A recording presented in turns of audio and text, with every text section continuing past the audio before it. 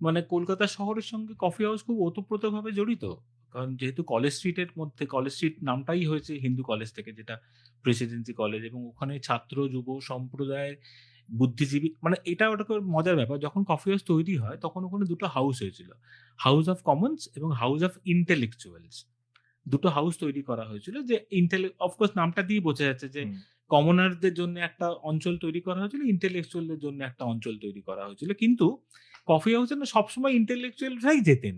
মানে সেভাবে, এবং সেই জায়গাটা আজও পর্যন্ত সেরকম একটা প্রচুর একটা যেমন আড্ডার জায়গা, যেখান থেকে আমরা সেই বিশ্ববিখ্যাত গানটা যেটা আমাদের আছে, আমরা যে এটা প্রচুর আড্ডা হয়, এবং সেখানে কিন্তু শুধু মানে কফি হাউসে আপনি দেখবেন প্রচুর বড়, বড় মানুষ গেছেন। আজকে একদম। সত্যজিৎ রায়, মৃণাল সেন থেকে শুরু করে যদি এদিকে কবি সাহিত্যিকের কথা ভাবেন, সুনীল গঙ্গোপাধ্যায়, শক্তি চট্টোপাধ্যায়, বহু বিখ্যাত মানুষের নাম আপনি বলুন, সবাই কফি হাউসে যেতেন সেই সময়, বা আজও যাচ্ছেন। আজও প্রচুর মানুষ যান কফি হাউসে। কৃতীদের কোথাও একটা সমাবেশ হতো। কোথাও একটা সমাবেশ হতো, কফি হাউসের কিন্তু সেই আবেদন আজও আছে। এক আজও আছে সেই ব্লাক কফি ইনফিউশন যেটাকে ওরা বলে, এবং তার ১ টাকে ৩ করে খাওয়া। ১ টাকে ৩ করে খাওয়া, সেই ব্যাপার এখনো আছে, ভীষণভাবে আছে।